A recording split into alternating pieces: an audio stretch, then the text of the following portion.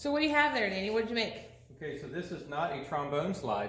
It's a swing bar, a handicap swing bar, swing away bar. We don't really know what it's called. So we have a really cool veteran customer of ours who, like a lot of people, I'm sure, are tired of what's out there when it comes to handicap accessories. So we decided to make a really custom, killer, cool piece here.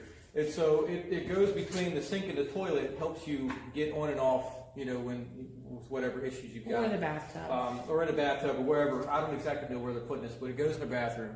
The whole point of it is it can be flipped up out of the way. So that way, somebody comes to use the bathroom or the transition from one location to the next, you can kind of, nothing's hindering your range of movement here. Since this is one of a kind, we decided, and because it's for a veteran, we thought it'd be really kind of cool. So kind of made this little lever kind of look like a slide bolt on a rifle. We actually used a couple rifle parts, had a box of bits and pieces. So we have a spring and a couple collars and whatnots that came from some just gun material. So we thought it'd be really cool to make a little simple latch mechanism to kind of keep it holding up out of the way. And has a really cool stop plate right here so that when it's in use, you can pull on this guy. Of course, my wall is not really a good wall, but you can pull on this thing and it would be really, really well. So yeah, we're trying to make everybody happy. It's make his life a little easier by coming up with some really cool things that he doesn't have. Yeah. Hey guys, we're gonna watch Danny as he puts a nice patina on the swing bar. It's not gonna show up for what, a couple of days? Hours. A couple hours? Okay, we'll come back and look at it. Okay, so for any people out there that looking for to do it yourself or stuff, this is muriatic acid. It doesn't look like it because I've used it many times for cleaning ugly, nasty car parts. It's still going to work for what we need it, so just use caution when you're dealing with acid. Know that you shouldn't breathe in any of the vapors. Don't do this inside your house. Wear gloves, all the proper safety equipment, everything that you need. If it's windy outside, make sure you're not standing in the wind. Yeah, today is definitely well ventilated. So basically, I just like to put this stuff on just enough. What's going to happen is I'm going to let it do its job, which is it's going to actually etch the metal, clean it up really well. And then once you start putting a little bit of water on it and let it kind of dry here in the sun, and it gets really gross, and it'll actually start to form a layer of rust because we're cleaning all the grit and junk off the metal. You can kind of sort of hear it working if you could really pick up on the sound. All right, then you need to be quiet for a minute.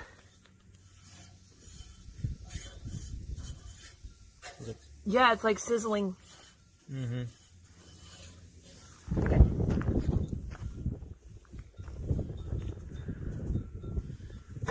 So if somebody buys muriatic acid at the store, will it look green like that at all? Well, it's kind of a greenish color. It's supposed to be more on the clearish side, but it does have a little bit of a color to it. And actually, they use it for cleaning concrete and various other things as well. Okay, and does it work on stainless or just... No. Stainless does not ever rust. This is stainless right here, and it's just going to it's going to leave a nasty mark where it dries. So it might be kind of a cool finish on stainless if you like weird nastiness. I don't think it's going to etch it. Okay. So this is just I'm going to let it do its job. I'm going to let it dry. I know that sounds awful, but I'm going to let it dry on it. And then I'm going to come back and I'm going to take a little bucket of water, a little can of water, rinse my brush out, and I'm going to just keep soaking this thing down. Normally when you're playing with acid, you have to neutralize it, otherwise it will continue to rust as it adds water, or even I found that sometimes if you clear coat right over it and you don't neutralize it first, it'll still do some weird things under the paint. So what we're going to do, we're going to go over all of this with water, rinse off the acid first. We get done that, we're going to, we're going to keep adding water till we get the rust color that we want. Once we do that, we're going to actually neutralize it with baking soda mixed in with our water. And then we can still keep on rusting if we want to. We're going to get the patina color that we want first. Once we get exactly the color, we're going to lock it all in with clear coat. Once everything's dried off and we know for a fact all the rust, or not all the rust, but all the acid and the water is dried and whatnot. But this is normally what we do for a very basic rust patina finish.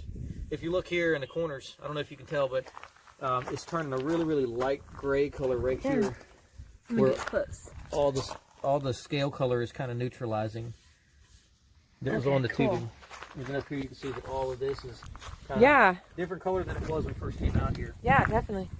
Now, do you recommend a certain brand of muriatic acid? Cheap and easy. Lowe's carries it. Any kind of home center, because I know a lot of people that watch this, they don't have a Lowe's around. They have Ace Hardware, whatever. Go to a swimming pool place. Really? Any kind of concrete place, because they use it a lot for cleaning, like swimming pools. Sometimes they add it for pH balance and all that crap, or something like that. I guess it's pH. I'm not sure. Awesome. So, here it goes. All right, cool. Thank you. The last time we left you guys, I had just put muriatic acid on this, got everything nice and cleaned up, and since then we've put, this is probably like number 6, just random coats of water. So all we're doing, this is just what we look like so far. Kind of turned out pretty cool. It's got neat little splotches. So the muriatic acid completely dried, evaporated, left it like a blotchy gray. Actually left it a smooth gray. Smooth gray, and then... So we go, this is just water. It's got a little bit of rust in it, what's left of it. It came out of my quench bucket. Okay. So all I'm doing is...